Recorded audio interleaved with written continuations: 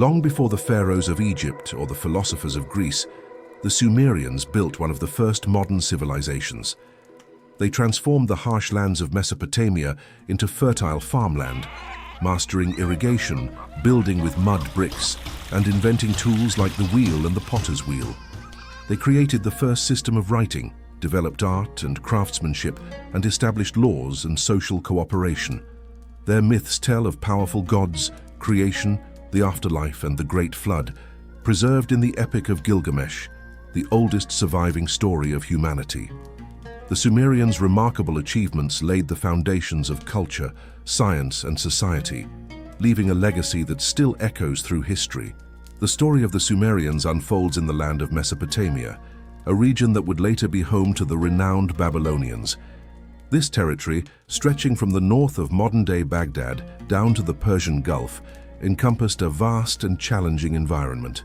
The climate was brutally hot and dry, and the soil, left to its own devices, was largely barren. Natural resources were scarce. There were almost no mineral deposits, little stone, and virtually no timber beyond the reeds that grew in the marshlands. In its raw state, Mesopotamia was a land of scarcity, offering little hope for a prosperous future. Yet, the people who settled here around 3000 BCE, the Sumerians, were armed with extraordinary intellect and an unyielding will.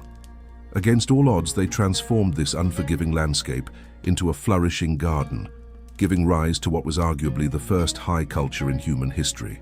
The earliest Sumerian communities masterfully engineered the land to their will.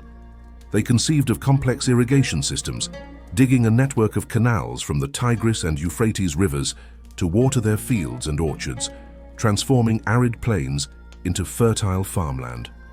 Lacking wood and stone, they turned to the abundant river clay, learning to fire it in kilns to create durable pottery, writing tablets and storage jars. For construction, they innovated by cutting, drying, and bundling the plentiful reeds, using mud plaster to build shelters. Unsatisfied, they went further, inventing the brick mold, which provided a revolutionary and limitless building material. This spirit of invention did not stop there. The Sumerians are credited with developing the potter's wheel, the chariot wheel, the plow, and the sailboat. They pioneered architectural elements like the arch and the dome, and excelled in arts such as stone sculpture, engraving, and metal casting. Their paramount achievement, however, was the invention of cuneiform, a system of writing on clay that would become the dominant script of the Near East for over 2 millennia. Beyond their tangible achievements, the Sumerians were distinguished by their innovative ideas and pragmatic ideals. They were an open-minded and sensible people who valued material well-being, wealth, property, bountiful harvests, and successful ventures. Psychologically, they held ambition, achievement, and public honor in high regard. The Sumerians also possessed a keen awareness of their individual rights, and they would not hesitate to protest if these were infringed upon, regardless of the offender's status. It is no surprise, then, that they were among the first to write down laws codifying the distinction between right and wrong. Their society was built on a foundation of strong cooperation, a necessity born from their collective dependence on irrigation. The constant maintenance of the canal systems demanded a well-organized and equitable division of labor. This need for large-scale coordination ultimately necessitated a strong central government, leading to the emergence of the first city-states and royal dynasties. This entire cultural explosion occurred nearly 5,000 years ago, marking the dawn of modern civilization. For millennia, the Sumerians were lost to history, their existence a secret buried beneath the sands until their rediscovery just a century and a half ago. Archaeologists digging in Mesopotamia were initially searching for the Assyrians, a civilization known from ancient texts. While these texts contained faint echoes of an older people, the true identity of the Sumerians was only revealed through archaeological breakthroughs. The key to unlocking their world was the decipherment of their cuneiform script. This monumental task was aided by the script's later adaptation for Akkadian, the language of the Assyrians and Babylonians. In a short span of time, the diligent work of archaeologists and linguists completely rewrote the earliest chapters of human history. revealing a civilization more ancient and influential than anyone had imagined. The origin of the name Sumer remains a subject of scholarly debate. The term first surfaced in ancient inscriptions as part of a royal title, King of Sumer and Akkad.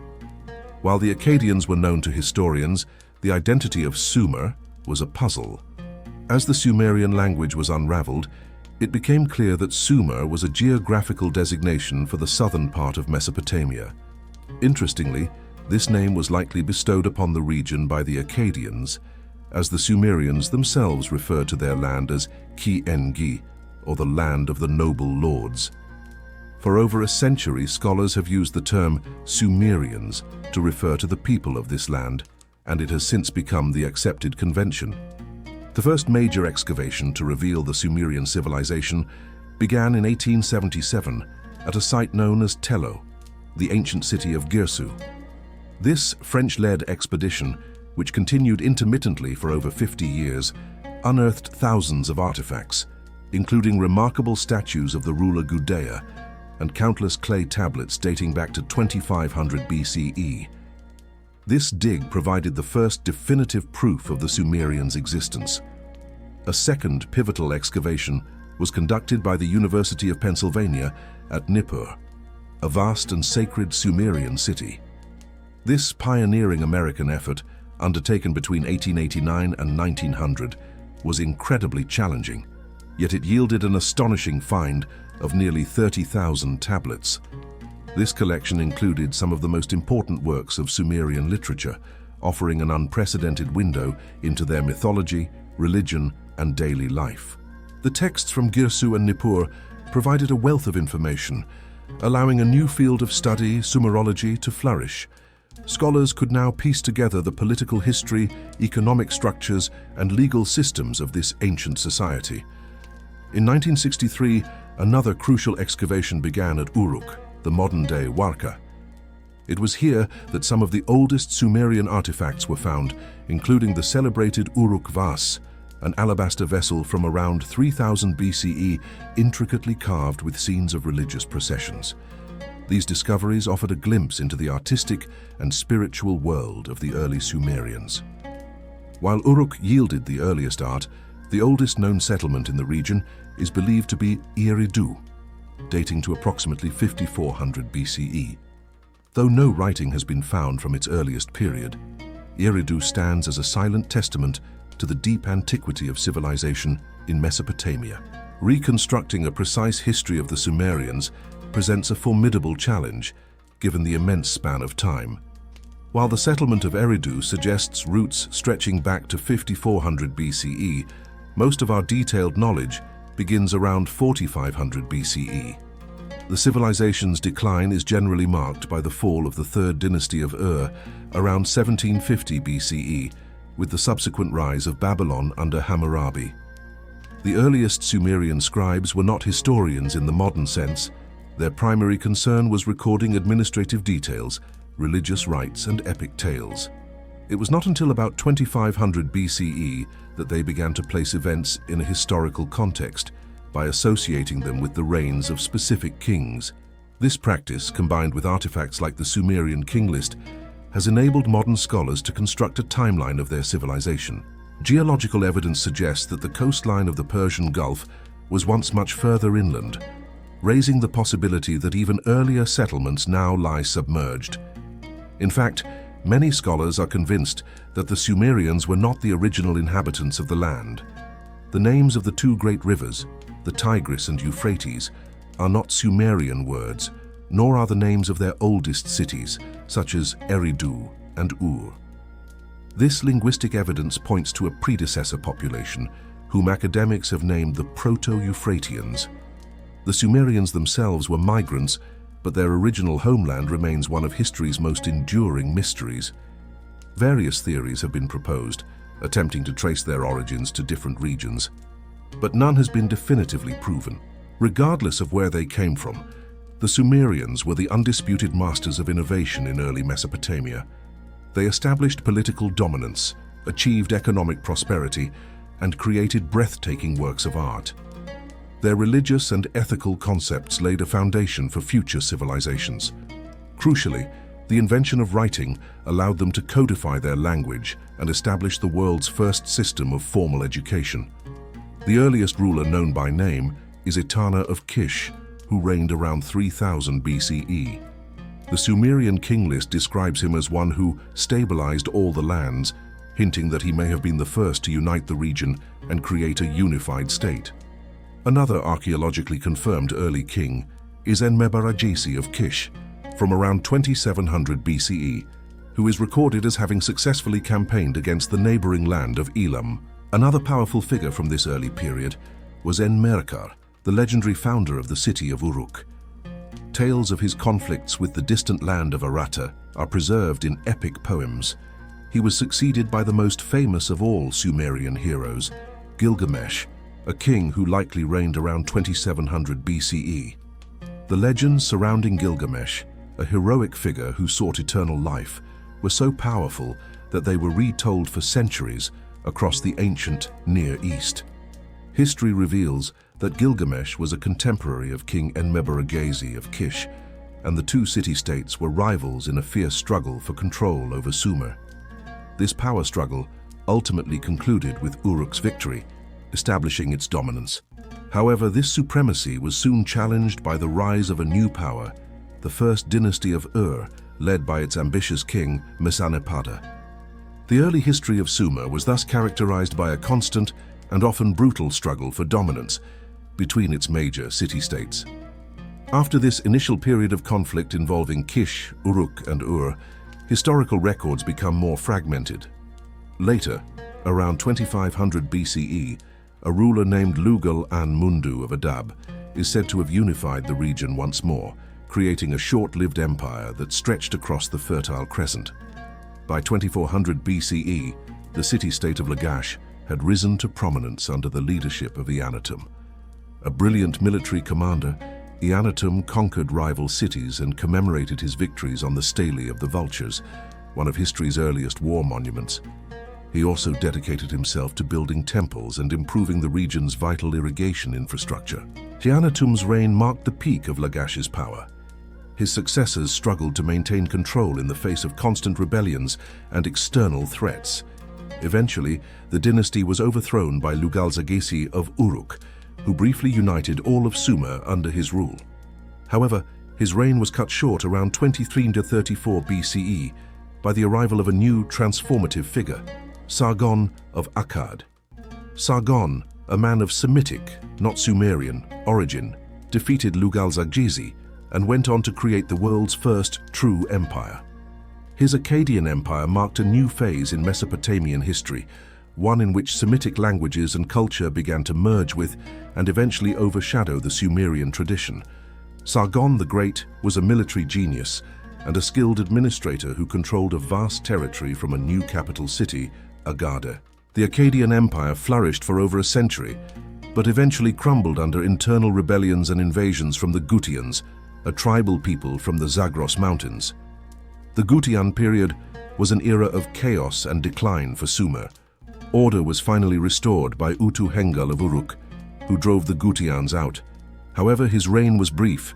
He was soon supplanted by one of his own governors, Ur-Nammu of Ur, who founded the third dynasty of Ur. This dynasty represented the last great Sumerian Renaissance. Ur-Nammu was a remarkable ruler, known for commissioning the great ziggurat of Ur and for creating the Code of Ur-Nammu, one of the earliest known law codes, predating Hammurabi's famous code by centuries. His son, Shulgi, continued his work, presiding over a period of great cultural and economic prosperity. The final decline of Sumerian civilization was brought about by a combination of factors, including prolonged drought and relentless incursions by nomadic peoples, particularly the Amorites from the west. The once mighty Ur-III dynasty fragmented as local governors broke away to form their own kingdoms. The final blow came in 1940 BCE when the Elamites from the east sacked the city of Ur, carrying away its last king, Ibi-Sin. In the ensuing power vacuum, various city-states vied for control. For a time, the city of Isin held sway, but the region remained fractured. This period of instability finally ended with the rise of a new power in the north, the city of Babylon. Under the brilliant leadership of its Amorite king Hammurabi, Babylon conquered all of Mesopotamia, uniting the region under a single ruler. By 1750 BCE, the age of the Sumerians had passed, but their cultural and technological legacy would endure for millennia, shaping the empires that followed. While Sumerian life was rooted in agriculture, its civilization was distinctly urban, organized around a dozen major city-states. Each city was protected by fortified walls and served as a hub for the surrounding villages. The visual and spiritual center of every city was the ziggurat, a massive terraced temple tower that seemed to reach for the heavens. Inside these sacred structures were shrines dedicated to the city's patron deity, adorned with statues and intricate decorations. In their earliest days, Sumerian cities were governed by assemblies of free citizens. However, as warfare between the city-states became more frequent, military leaders, or kings, began to accumulate power. Eventually, monarchical rule became the standard, and grand royal palaces were built, often rivaling the temples in size and splendor. The population of these cities was diverse. While the ruling class consisted of royalty, priests, and military leaders, the majority of citizens were farmers, merchants, artisans, scribes, and laborers. A thriving class of craftsmen produced goods that were sold in bustling city markets, where transactions were conducted through barter or with standardized weights of silver. A complex web of trade routes connected Sumerian cities to distant lands, bringing in exotic goods like timber, stone, and precious metals. Society was stratified, with a clear hierarchy of nobles, commoners, and slaves. At the bottom were the slaves, who were typically prisoners of war or individuals who had fallen into debt.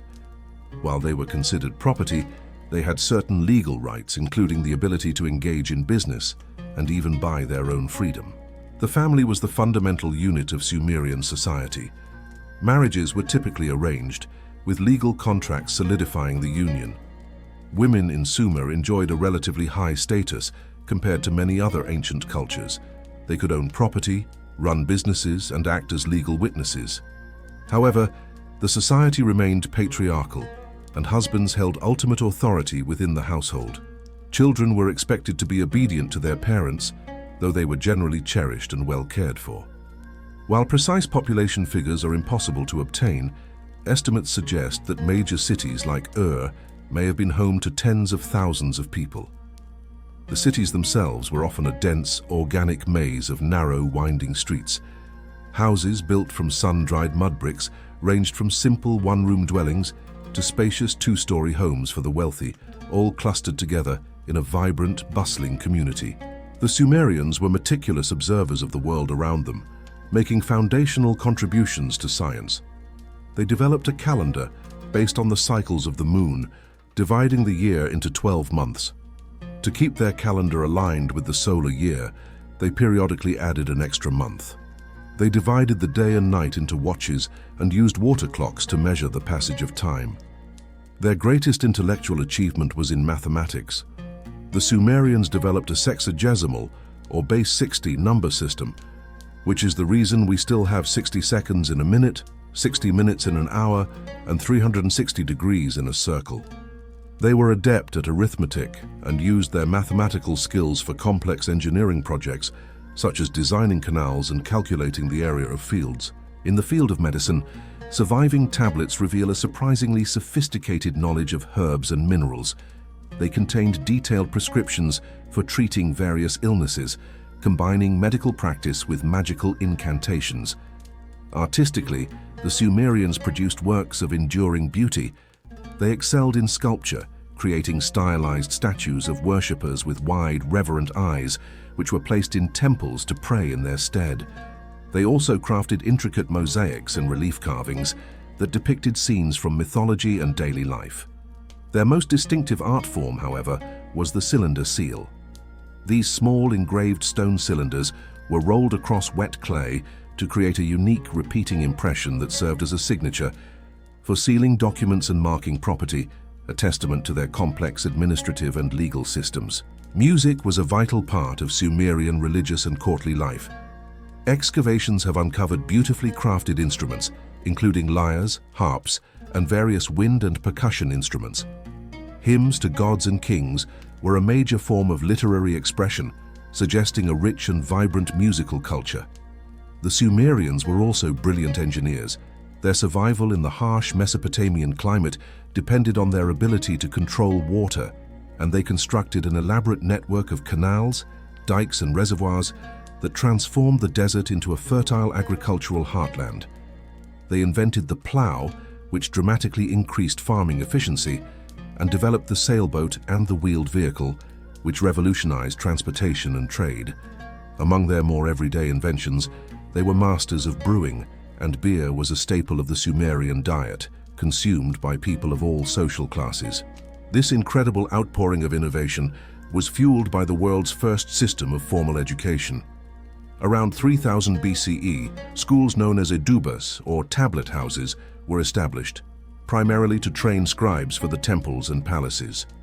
The curriculum was rigorous, focusing on mastering the complex cuneiform script and mathematics.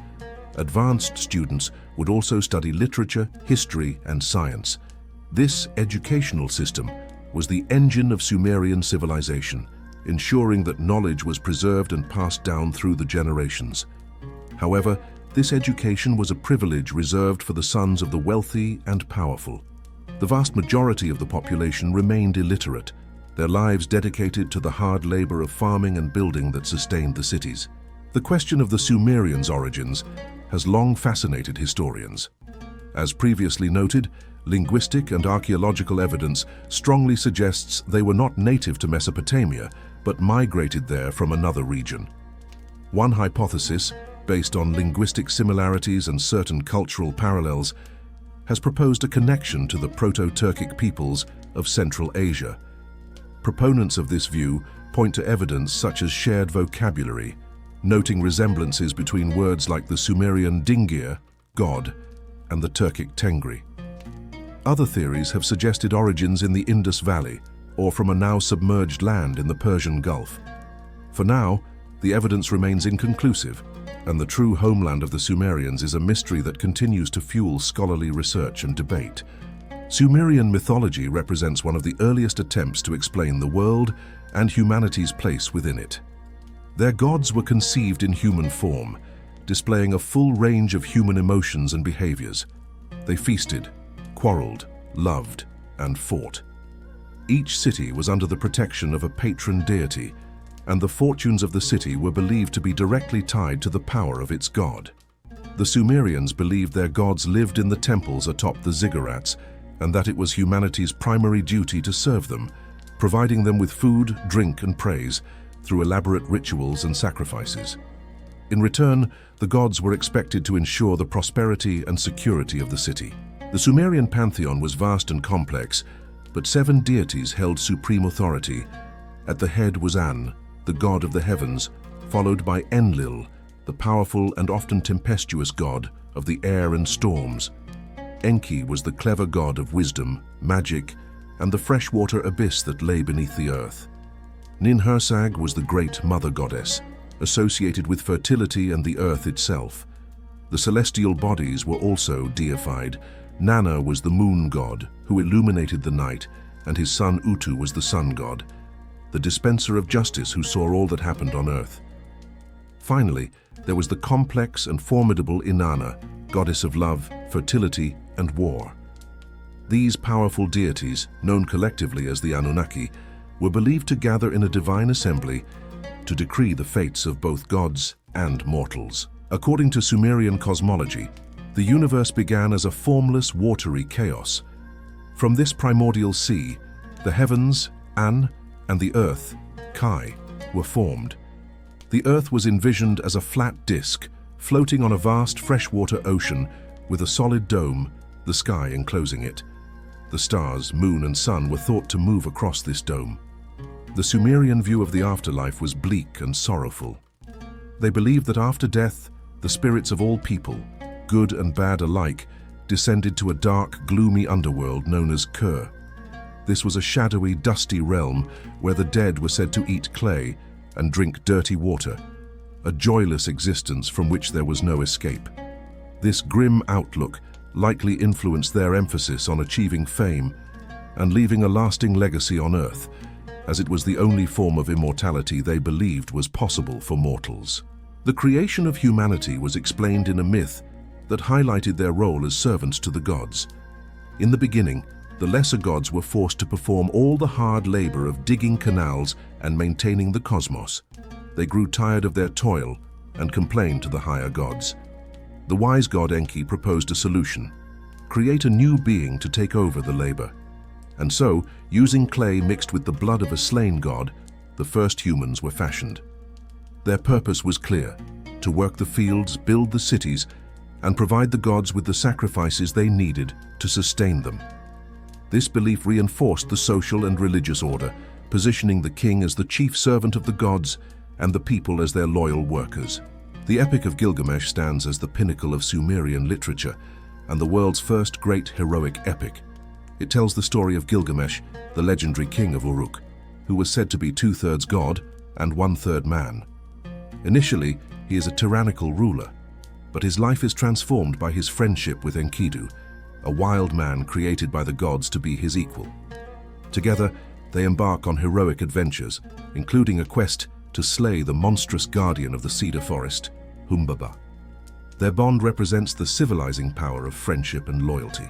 The story takes a tragic turn when Enkidu is condemned to die by the gods as punishment for their defiance. Devastated by the loss of his friend and confronted with the reality of his own mortality, Gilgamesh embarks on a desperate quest for eternal life. His journey takes him to the ends of the earth, where he meets Utnapishtim, the sole survivor of the Great Flood, who was granted immortality by the gods.